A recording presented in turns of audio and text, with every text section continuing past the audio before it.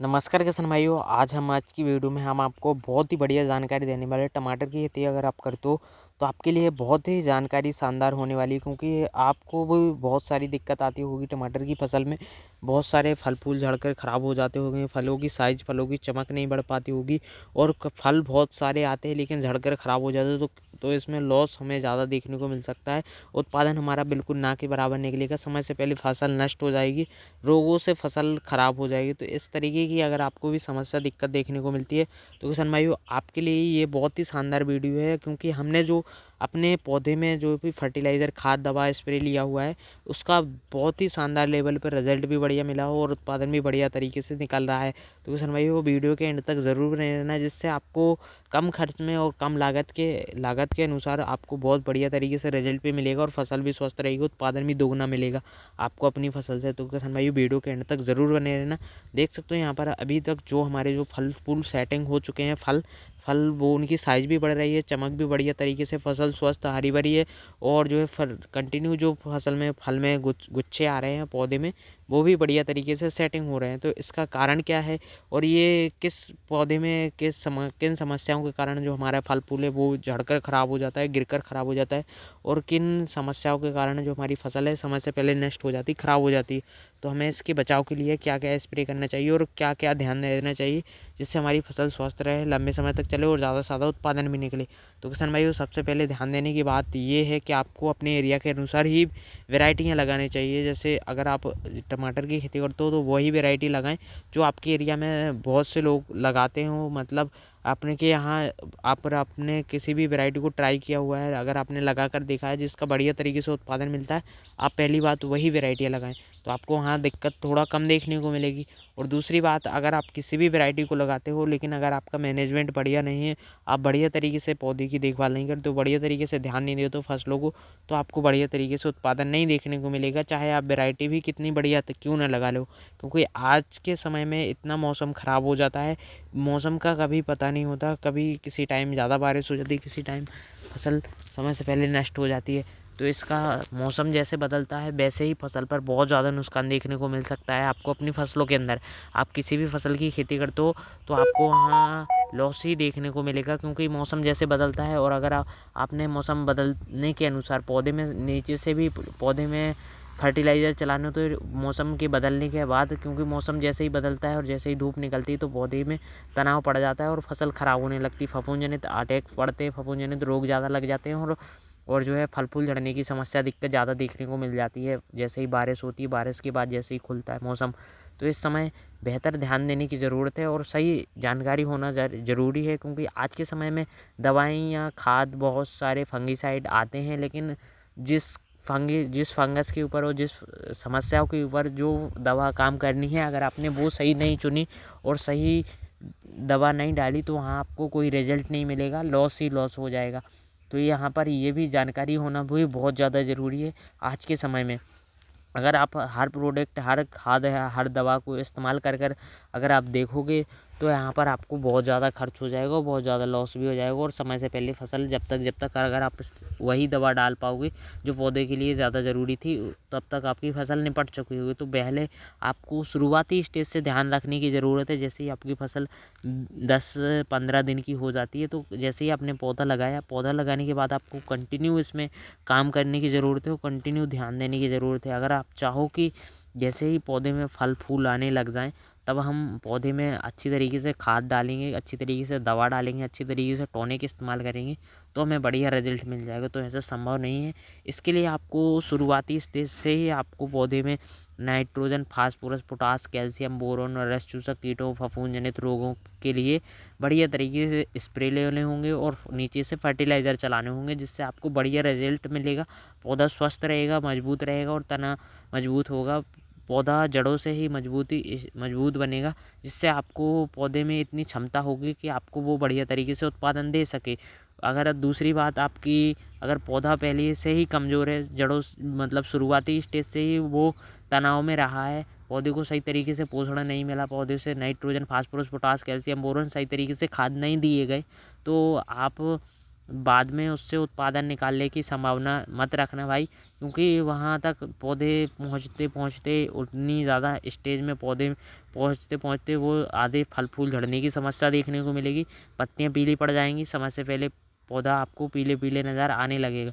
तो ये बहुत बड़ी दिक्कत है। बहुत से लोग आज के समय में ड्रिप्स लाइन पर भी खेती करते हैं, फिर भी उनका पौधा कमज़ोर रहता है, पौधे में सही तरीके से पोषण नहीं मिल पाता, बस पौधे में सही तरीके से अच्छी तरीके से फल फूल सेटिंग नहीं हो पाती। ये समस्या बहुत से सनमाइयों की है और बहुत ज़्यादा देखने को मिलती है और समय से पहले फसल नष्ट हो जाती है। तो ऐसा नहीं है कि अगर आपकी पत्तियाँ पीली नज़र आ रही हैं, पत्तियाँ सूखी हुई नज़र आ रही हैं, तो खेती में ऐसे थोड़ी मोड़ी समस्या दिक्कत देखने को मिलती है, लेकिन अगर आपके जो फल फूल हैं वो सेटिंग होते रहते हैं तो कोई इतनी इतनी भी बड़ी बात नहीं है। अगर आप नीचे से ही थोड़ी मोड़ी पत्तियाँ देख सकते हो, अभी हमारी थोड़ी मोड़ी वायरस लगी हुई है, लेकिन ऐसा नहीं है, थोड़ा मोड़ा तो चलता है भाई, लेकिन फल फूल अच्छी तरीके से सेटिंग होना चाहिए। इतना तो निकलना चाहिए आपका कि आपका जितना खर्च हुआ है उससे डबल आपकी उससे इनकम हो जाए, और फिर बात का आप सोच सकते हो।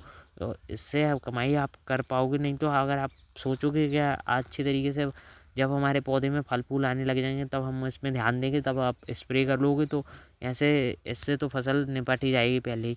तो आपको शुरुआती स्टेज से ध्यान देने की ज़रूरत है, और शुरुआती स्टेज से अगर आपको समझना है कि हमने कौन कौन से फर्टिलाइज़र दवा स्प्रे की हुई है, तो हमने सारा कुछ A to Z पहली जानकारी में पहले वीडियो में डाल रखा है, तो आप उन वीडियो को जाकर ज़रूर देख सकते हो। और इस वीडियो में खास जानकारी ये है कि आपको शुरुआती स्टेज से जैसे पौधा 10 से 15 दिन का हो जाता है तब आपको ध्यान देने की ज़रूरत है।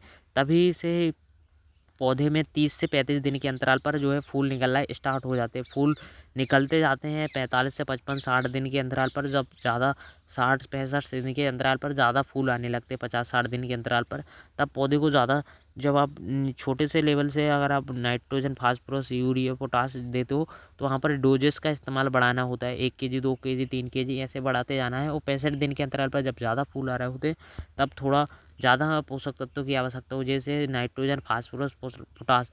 अगर आप सोचोगे यूरिया से हमारी फसल हरी भरी रहती है, बहुत से लोग यूरिया यूरिया डालते रहते हो, तो ऐसा नहीं करना है। यूरिया से आपकी फसल तो हरी भरी रहेगी, उत्पादन कम नहीं मिलेगा।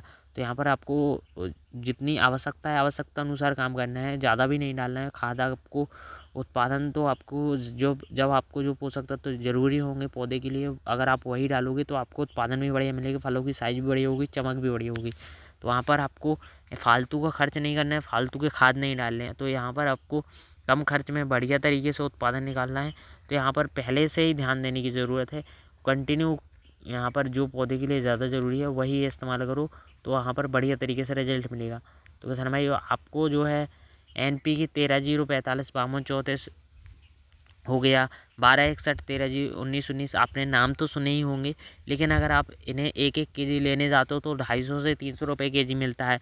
और अगर आप वही इस्तेमाल अगर आप करना चाहते हो तो जो है DAP में इस्तेमाल कर सकते हो, जैसे 20-20-13 हो गया, 12-32-16 हो गया, 12-32-16 हो गया, और 18-46 हो गया। तो ऐसे अगर आपके पौधे में फास्फोरस की कमी है तो 18-46 की डाल सकते हो DAP। और अगर आप तीनों देना चाहते हो नाइट्रोजन, फास्फोरस, पोटास, तो आप 12-32-16 या 20-20-13 ऐसे डाल सकते हो, ड्रिप से छोड़ सकते हो। 15 दिन के अंतराल पर ये शेड्यूल आपका बढ़िया तरीके से काम करेगा। DAP में आप आप अगर बोरी देखकर अगर आप इस्तेमाल करते हो तो वो आप डालना छोड़ दो भाई, क्योंकि आपको उसके अंदर क्या मिल रहा है, आपको नाइट्रोजन, फास्फोरस, पोटास, इस पर ज़्यादा ध्यान देने की ज़रूरत है। आपको ये तीनों मात्रा मिल जाएंगी, आपको किसी भी बोरी में आप ले सकते हो किसी भी कंपनी का, जो आपको बढ़िया तरीके से मिलता हो भाई वही दे, लेकिन बढ़िया तरीके से काम करे वही आपको ज़रूर डालना है। नहीं तो यहाँ पर होगा कि आपको रिजल्ट भी बढ़िया नहीं मिल पाएंगे। तो हमने जो इस्तेमाल किया हुआ है IPL का जो है 12 जो है पोटास आता है MOP वाइट पोटास के नाम पर, तो वो भी बढ़िया तरीके से काम करता है फसलों के अंदर। तो अगर आप इस्तेमाल करते हो फल फूल लगते समय या फल फूल सेटिंग होते समय तो आपके ज़्यादा से ज़्यादा फल फूल आएंगे, फलों की साइज़ बढ़ेगी, फूलों की संख्या भी बढ़ेगी, और पौधा हरा भरा रहेगा और स्वस्थ रहेगा। और दूसरा, आपको फास्फोरस की कमी नहीं मिलती है तो आप 18-46 का इफ़को का DAP आता है, अगर किसी भी कंपनी का आता है तो वहाँ पर आप वो इस्तेमाल कर सकते हो। 20-20-13 ऐसी बोरी आते हैं, वहाँ पर आप वो इस्तेमाल कर सकते हो। और अगर अगर आप ड्रिप लाइन पे कर सकते हो तो ड्रिप घोल बनाकर स्प्रे ड्रिप से दे सकते हो। और अगर आप NPK 12-61-13-0-45-52-34 इस तरीके के फर्टिलाइज़र देना चाहते हो तो इसको भी अगर आप 7 से 5-6 दिन के अंतराल पर देते रहते हो तो भी बढ़िया रिजल्ट देखने को मिलेगा। NPK 19-19 हो गया, आपको ज़रूर देना है। और 13-0-45 आपको फल फूल लगते समय ज़रूर चलाना है। और इसके बाद आपको 12-61 ज़रूर देना है, जिससे फास्फोरस की पूर्ति होती रहेगी, फलों की संख्या और पौधा मजबूत बनेगा, शाखाएं भी निकलेंगी और ज़्यादा से ज़्यादा फल फूल आएंगे और सेटिंग भी होंगे गुच्छे गुच्छे। तो यहाँ पर ये आपको चलाना है, मतलब 1-2 दिन छोड़ छोड़ के आपको चला सकते हो, हफ्ते वाइज हफ्ते। पौधे की आवश्यकता अनुसार चलाओगे तो बढ़िया रिजल्ट मिलता जाएगा। अगर पौधे को कम दोगे तो ज़्यादा से ज़्यादा फल फूल तो आएंगे लेकिन झड़कर ख़राब हो जाएंगे और कम फल फूल आते हैं। तो यहाँ पर ये इस पौधे को हरा भरा रखने के लिए आपको ज़रूर स्प्रे, जैसे कि हो गया 52-34 का स्प्रे, हो गया 13-0-45 का स्प्रे, आपको 100 ग्राम 15 लीटर पानी में घोल बनाकर स्प्रे करते रहना है, जिससे आपको बढ़िया तरीके से स्प्रे में भी रिजल्ट मिलेगा। और कैल्शियम बोरोन की कमी से भी हमारे फल फूल पीले होने की, झड़ने की दिक्कत देखने को मिलती है। तो कैल्शियम लेना है आपको 50 ग्राम और 25 ग्राम बोरोन मिलाकर आपको 15 लीटर पानी में घोल बनाकर स्प्रे करना है। और किसी भी अगर आप NPK खाद का इस्तेमाल करते हो तो 100 ग्राम 15 लीटर पानी में घोल बनाकर स्प्रे कर दो, तो वहाँ पर भी आपको बढ़िया रिजल्ट मिलेगा। और तो किसान भाई, इसमें सबसे ज़्यादा ध्यान देने की ज़रूरत ये है कि अगर आपके जो फल सेट हो चुके हैं और नए फल आ रहे हैं और नए फल आ रहे हैं और फूल अच्छी तरीके से सेटिंग नहीं हो पा रहे, तो वहाँ पर दिक्कत आती है, पौधे में सही तरीके से पोषण नहीं मिल पा रहा। तो उस समय आपको NPK 13-0-45 और 52-34 इस तरीके के फर्टिलाइज़र 7 से 5-6 दिन के अंतराल पर चलाते रहना है, जिससे बढ़िया तरीके से रिजल्ट मिलेगा। और फसल की पत्तियाँ पीली पड़ रही हैं और फसल हरी भरी नहीं है, तो उस समय आपको NPK 19-19, मैग्नीशियम सल्फेट और होमिक एसिड ये ज़रूर इस्तेमाल करना चाहिए, जिससे आपकी फसल की पत्तियाँ हरी भरी रहेंगी। और 15 दिन के अंतराल पर ये अगर आपने काम कर लिया तो यहाँ पर आपको पत्तियाँ हरी भरी रहेंगी, फलों की साइज बढ़ेगी, फलों की चमक बढ़ेगी और ज़्यादा से ज़्यादा फल फूल आएंगे और सेटिंग भी होगी, फसल आपकी स्वस्थ हरी भरी रहेगी। ये 15 दिन में आपको ज़रूर चलाना ही चलाना है, 15 से 20 दिन के अंतराल पर। एक हो गया होमिक एसिड 19-19 और मैग्नीशियम सल्फेट, जो आपको बढ़िया तरीके से फसल को हरा भरा करने में मदद करेगा और पौधे की जड़ें जो है ज़्यादा से ज़्यादा ग्रोथ करेंगी होमिक एसिड की वजह से। और पत्तियों जैसे कि तनाव पड़ता है पौधे पर, ज़्यादा से ज़्यादा फल फूल लग जाते हैं तो यहाँ पर ग्रोथ थोड़ी रुक जाती है, तो वहाँ पर बढ़िया तरीके से होमिक एसिड काम करेगा। और जो खाद आपके पौधा उठाना बंद कर देता है, अगर आप कंटिन्यू खाद NPK वगैरह चलाते रहते हो ड्रिप से, तो वहाँ पर वो कई बार होता है आप पौधा उठाना बंद कर देता था, काम नहीं करते वहाँ पर खाद। तो वहाँ पर मैग्नीशियम सल्फेट प्रकाश संश्लेषण की क्रिया भी बढ़िया होगी, पौधे में ज़्यादा से ज़्यादा खाद जो है काम करेगा और ज़्यादा से ज़्यादा बढ़िया तरीके से हरा भरा होगा, तो वहाँ पर उसका भी बढ़िया रिजल्ट मिलता है और पौधा आपका हरा भरा रहेगा। तो ये काम आपको ज़रूर करना है, जिससे आपका उत्पादन भी बढ़िया तरीके से मिलेगा। और भी अगर आपको कंटिन्यू अगर आप स्प्रे करते हो तो स्प्रे में किसान भाई रस चूसक कीटों पर विशेष ध्यान देना है, फफूंद जनित रोगों पर विशेष ध्यान देना है और एक टॉनिक का स्प्रे करना है।